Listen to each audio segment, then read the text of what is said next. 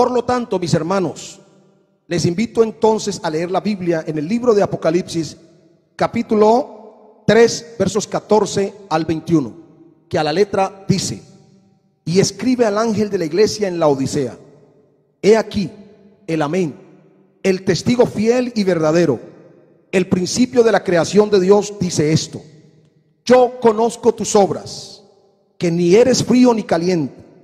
Ojalá fueses frío o caliente. Pero por cuanto eres tibio y no frío ni caliente, te vomitaré de mi boca.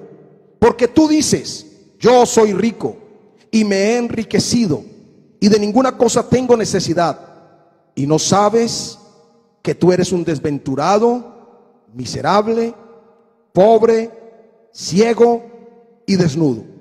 Por tanto, yo te aconsejo que de mí compres oro refinado en fuego, para que seas rico, y vestiduras blancas para vestirte, y que no se descubra la vergüenza de tu desnudez, y unge tus ojos con colirio para que veas. Yo reprendo y castigo a todos los que amo. Sé pues celoso y arrepiéntete.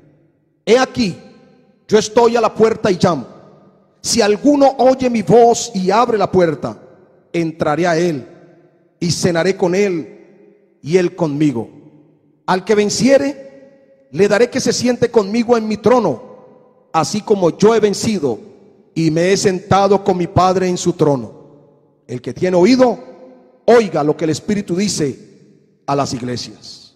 Hermano Alexander, muchas gracias por haber orado por el predicador. Vamos a entrar en la enseñanza de la palabra en esta mañana en el nombre del Señor. La iglesia rica, pero pobre. Este mensaje, hermanos, si el mensaje del día jueves fue duro, este mensaje creo que sobrepasa todo lo demás.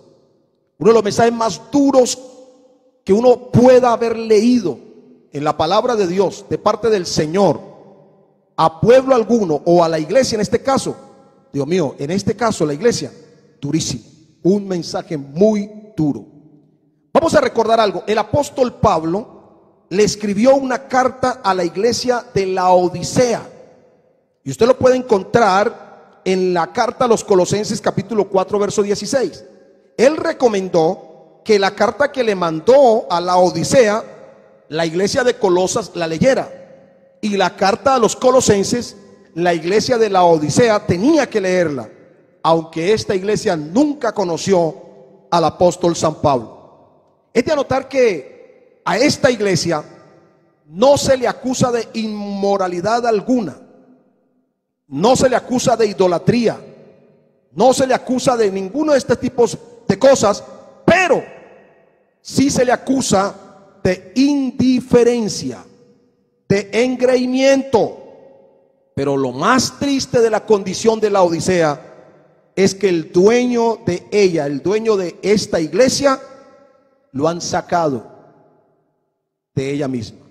El dueño está afuera.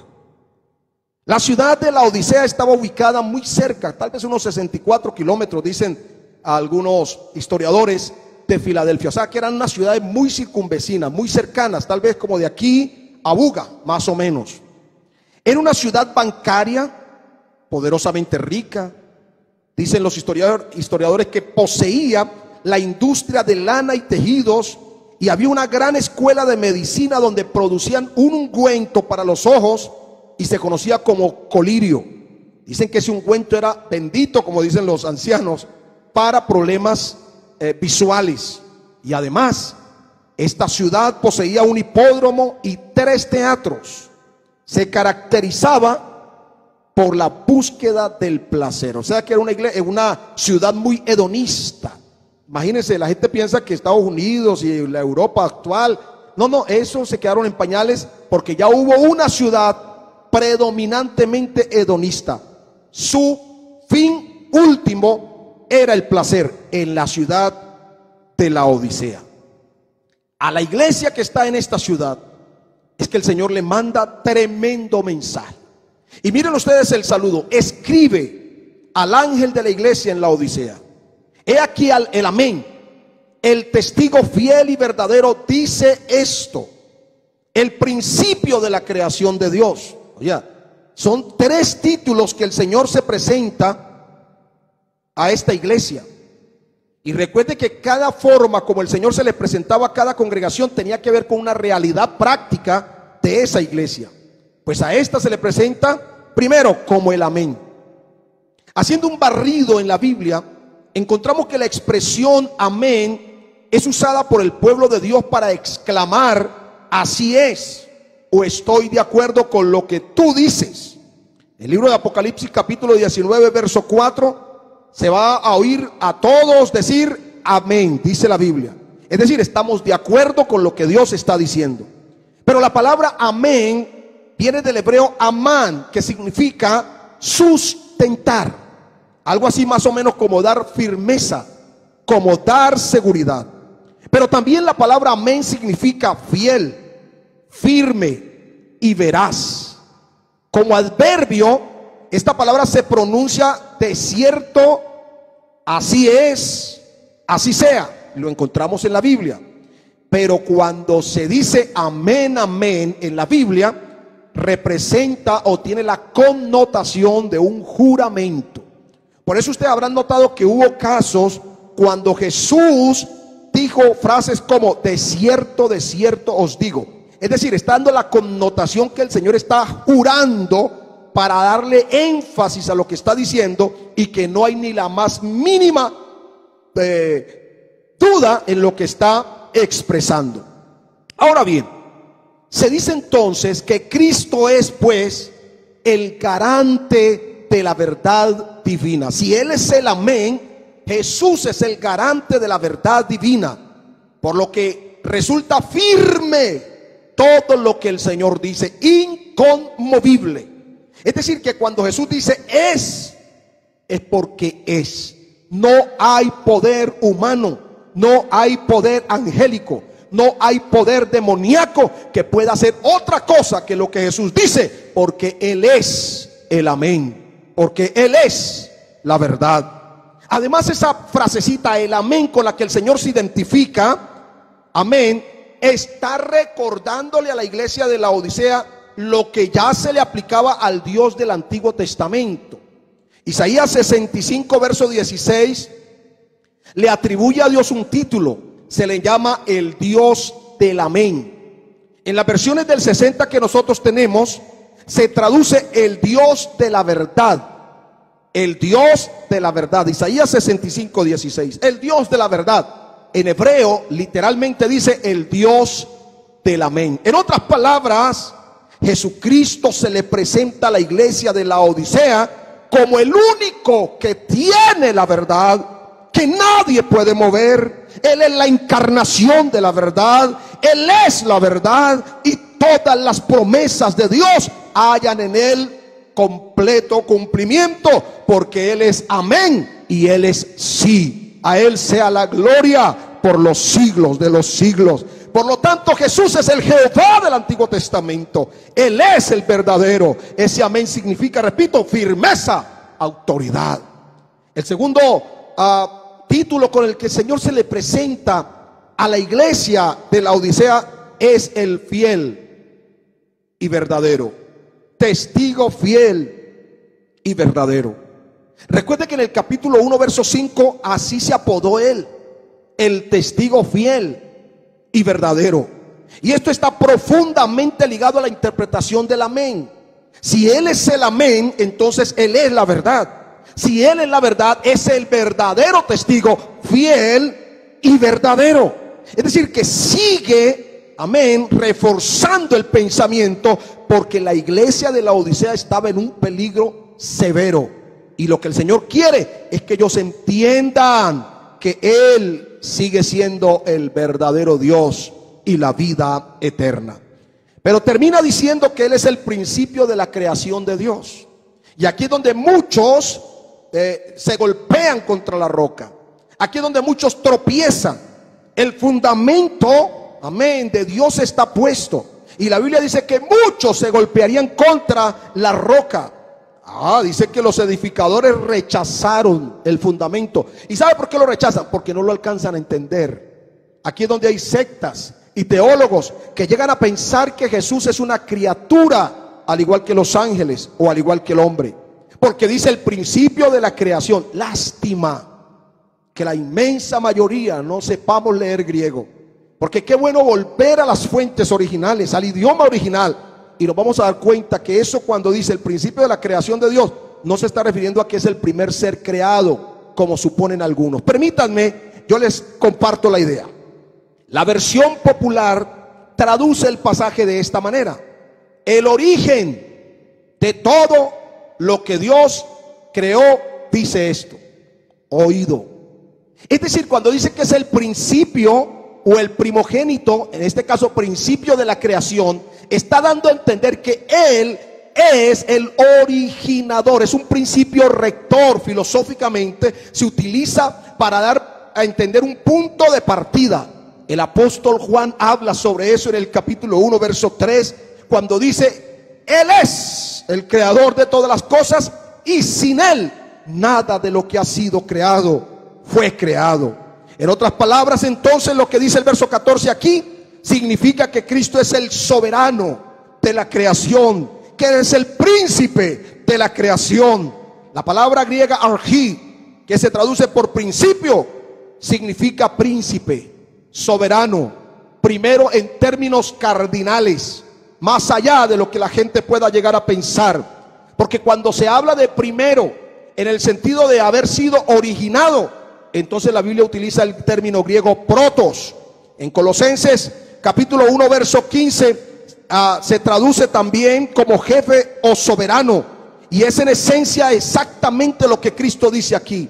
La palabra primogénito no significa primero simplemente, dependiendo del contexto, y cuando se aplica a Cristo en el libro de Apocalipsis o en la carta a los Colosenses, significa en ese contexto que Él es la cabeza, Él es el regente, Él es el soberano, Él es el regidor, Él es el sustentador y es el agente causal de todo cuanto existe. Oh, gloria a Dios por las palabras de Juan. Sin Él nada de lo que existe fue hecho. Es decir, sin mi Cristo no habría nada, pero Cristo es el creador soberano de todo cuanto existe. De modo, mis hermanos, que toda criatura está supeditada a reconocer la grandeza y la soberanía de Jesucristo. Ninguna criatura se merece adoración. Es más, en la Biblia, adorar a las criaturas es idolatría. Dios prohíbe adorar las cosas creadas. Romanos capítulo 1 va a decir que los hombres se hicieron necios porque le honraron y dieron culto a las cosas creadas antes que al Creador.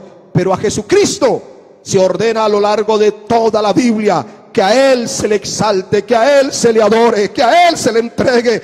Oh, adorado sea su nombre. Un ciego de nacimiento que fue sanado se arrodilló y lo adoró. Tomás, el día que metió su mano en el costado y su dedo en la herida de la mano, tuvo que caer de rodillas y adorarlo, diciéndole: Señor mío y Dios mío. A Jesús se le adora porque Él es el creador de todo. A su nombre sea la gloria. Imagínense cómo se le presenta a Dios a esta iglesia. Y cuando el Señor se le presenta a la iglesia de esa manera, es porque hay peligro de cambiar el principio rector de la doctrina de la unicidad. Todo aquel que ha recibido la doctrina de la unicidad debe entender que no hay otro Dios como Él. Porque como dijo Moisés a Israel: a ti te fue mostrado para que supieses que Jehová es Dios arriba en el cielo y abajo en la tierra, y que no hay otro. Oh, aprende pues hoy y reflexiona en tu corazón que Jehová es Dios arriba en el cielo y abajo en la tierra. A su nombre sea la gloria. Ahora el mensaje, este mensaje que Dios le manda a la iglesia de Laodicea, dice: yo conozco tus obras, que ni eres frío ni caliente. Ojalá fueses frío, ojalá fueses caliente. Los arqueólogos han encontrado en las ruinas de Laodicea restos de cañerías por donde venían las aguas termales desde ciertas distancias hasta la ciudad. Pero dicen que cuando las aguas llegaban a la ciudad, a las casas, el agua llegaba tibia, y cuando la gente se tomaba esa agua les producía náuseas y vómito. Y esto marca el contraste con lo que el Señor le está diciendo a la iglesia de Laodicea. Porque repito, el agua tibia produce náuseas. Y el Señor en este reproche a la iglesia de Laodicea, Él está observando que ellos tienen algunas dificultades. Quizás su doctrina todavía no está amenazada completamente, pero sí hay un peligro latente, y es la indiferencia. Ellos eran como los fariseos, arrogantes, engreídos, que creían que eran mejores que otros. Un falso orgullo insolente y patán que produjo en el Creador ganas de vomitar. Esa es la condición de la iglesia de Laodicea. Sus creyentes eran tan tibios que incluso llegaron al grado de ser indiferentes ante la palabra, porque se pensaban que eran mejores que otros. Como dijera Isaías: ay de los que le dicen al otro, quítate tú para ponerme yo. Esos que miran por encima del hombro a otros por su condición socioeconómica, por su condición académica o por lo que sea. Cuando miramos a otros como inferiores, hermanos, estamos como los cristianos de la Odisea, y eso le produce ganas de trasbocar al Señor Jesucristo. Él dice: por cuanto no eres tibio, por cuanto eres tibio y no frío ni caliente, te vomitaré de mi boca. Una tremenda sentencia. Esa palabra tibios, permítame, yo trato de interpretársela a mi manera. Es una especie de contraste. No eres ateo, pero tampoco eres fiel. No eres consagrado, pero tampoco un descarriado. No eres un fanático, pero tampoco un indiferente total. Es como decir: no soy un santo celoso de su ley, pero tampoco soy un Ananías y Zafira embusteros. Otros podrían decir: es que yo estoy en un término medio, como Agripa, por poco y me haces cristiano. Esas son las reflexiones de los cristianos tibios. Ellos no saben que por su cristianismo pálido, por su indiferencia, están mandando mucha gente cada día a la perdición, porque no se consagran para poder permitir que la gente entre, pero tampoco se apartan obstruyendo el camino. Esa es la iglesia de Laodicea. Que el Todopoderoso esta mañana nos libre de ser cristianos Laodicea. Hay personas en las iglesias que suelen sentirse completamente satisfechas de sí mismas, y es por eso que nunca están satisfechas con los demás.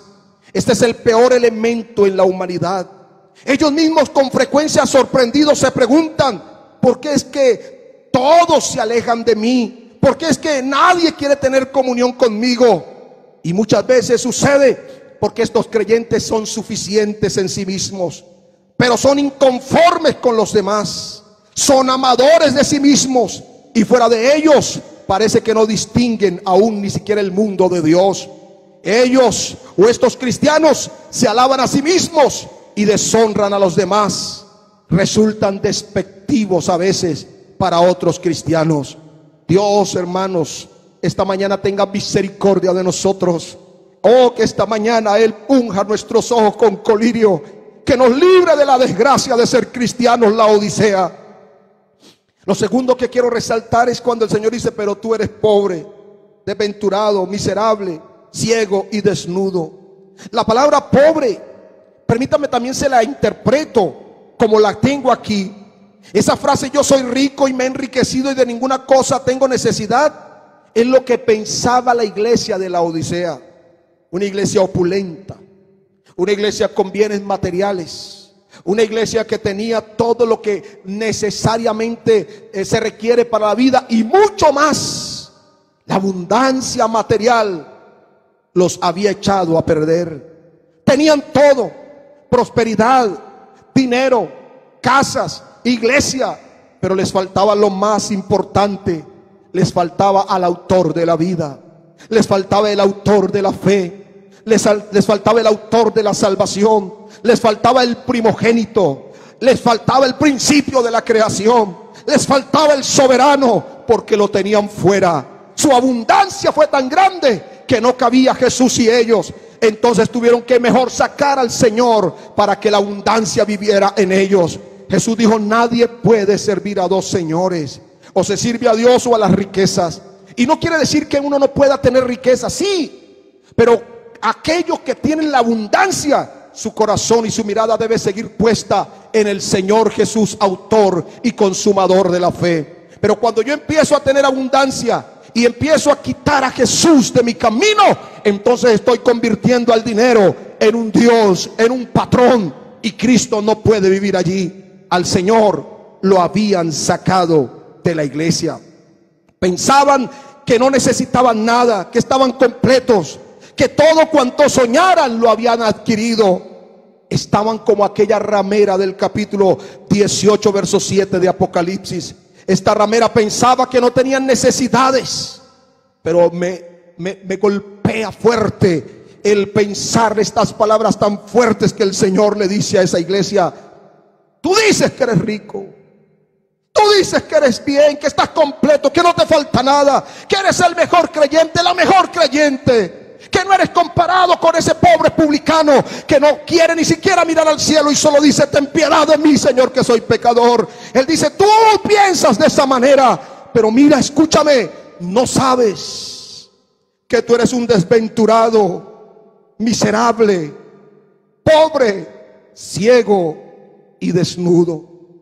Esa es la visión, es la radiografía que el Dios que escudriña la mente y el corazón ha encontrado en la verdadera espiritualidad de esa iglesia. Ellos veían una cosa, pero el Señor veía otra.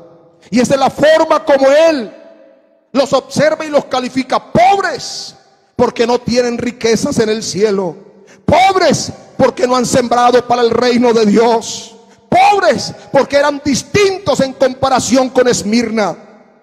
A la iglesia de Esmirna el Señor le dice exactamente lo contrario, porque ellos eran bien pobres, arrastrados socialmente, quizá viviendo en los tugurios de Esmirna, aborrecidos de todas las clases sociales, y ellos pensaban que eran muy pobres.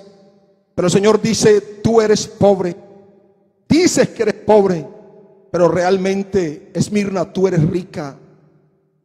Una iglesia pobre pero rica. Mientras que a la Odisea, que se creían ricos, el Señor dice: tú dices que eres rico, pero verdaderamente eres pobre. Qué tristeza semejante cosa. Las palabras desventurados y miserables dan a entender que ellos son ese tipo de cosas porque no tienen ni siquiera una bienaventuranza como las otras iglesias. No hay nada de alabanza ni de reconocimiento del Señor para esta iglesia. Eso de ciegos y desnudos, el Señor se los dice porque ellos ni siquiera se han dado por enterado. No se dan cuenta de su tibieza, de su muerte espiritual, de su corta vista, y mucho más, no perciben que su vestidura sacerdotal hace rato que se las quitaron. Oh, la Odisea estaba viviendo como lo que vivió Sansón. Sansón, después de revelar el secreto, se acostó en las piernas de Dalila, y cuando cayeron los filisteos sobre él, él dijo: esta vez saldré como las otras veces. Pero no sabía que Dios se había alejado de él, y terminó preso, haciendo de payaso, ciego y muerto con sus enemigos. La Odisea estaba en la misma condición. Se había echado a dormir sobre las piernas de la comodidad, sobre las piernas de su tristeza, de su tibieza, y no sabía que Dios estaba afuera, que el Señor se había salido porque ellos lo habían sacado. Hermanos, por eso viene un consejo fuerte. El Señor dice: por tanto, yo te aconsejo que de mí compres oro refinado en fuego, para que seas rico, y vestiduras blancas para vestirte, y que no se descubra la vergüenza de tu desnudez, y unge tus ojos con colirio para que veas. El oro refinado en fuego simboliza la justicia divina, esa que no cuesta nada al hombre, sino la gracia de Dios. Porque las cosas que son de gracia son gratuitas para el hombre, aunque le cuestan mucho a Dios. Isaías 55 hace una invitación: venid a beber de las aguas, venid comprar sin dinero y sin precio, venid comprar gratuitamente aguas, dice allí, Y en Apocalipsis 21:6 hay una invitación también a beber gratuitamente. Y ojo, porque esto quiere decir que no se puede escudar sobre su propia justicia, porque aunque esta iglesia tenía una alta moral, no habían caído en excesos de pecado, pero sí se gloriaban en sí mismos. Es solo la justicia de Dios por medio de la cual el hombre alcanza la realización. Cuando yo miro a mi alrededor y miro en mi interior y me doy cuenta que nada de mí vale, que todo lo que soy y que todo lo que tengo se lo debo solo a la gracia y a la misericordia de Dios, entonces caigo completamente rendido a los pies de aquel que pagó el precio por mi vida. Eso le faltó a la Odisea, eso le falta a muchos cristianos hoy. ¿Qué tipo de iglesia somos? Aleluya. Igualmente es símbolo, esto de oro refinado en fuego es símbolo de pureza una vez que se ha pasado por la prueba. Parece que la iglesia de la Odisea no tenía ninguna prueba. Cuando uno tiene todo lo necesario, uno vive cómodo. ¿De qué me preocupo?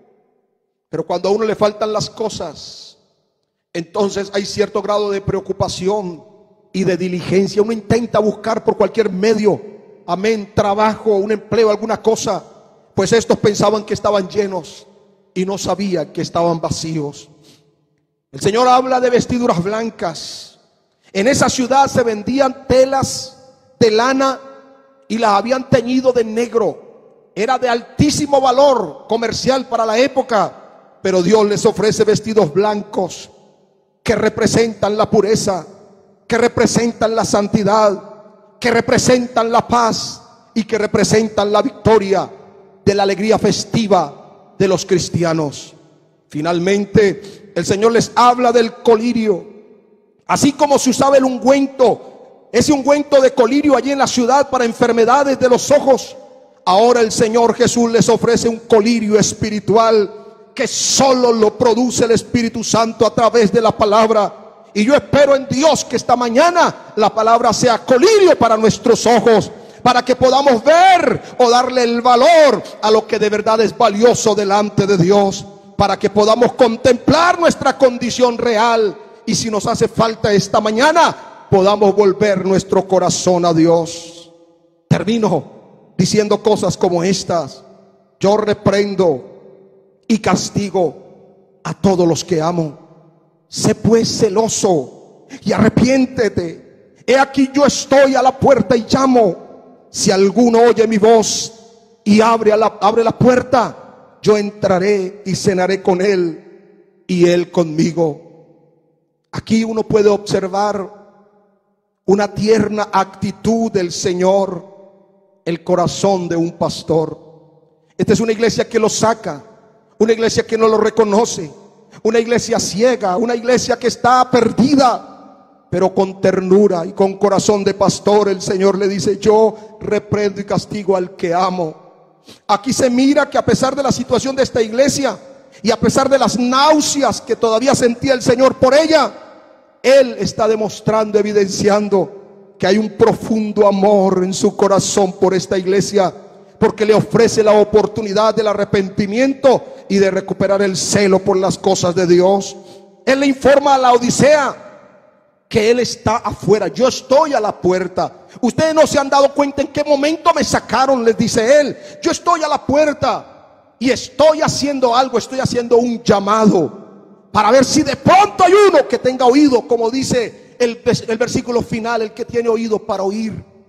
Si alguno me escucha y decide cambiar de vida, yo estaré presto para entrar otra vez, para que haya coinonía, para que haya comunión, para que el ágape vuelva a fluir como al principio.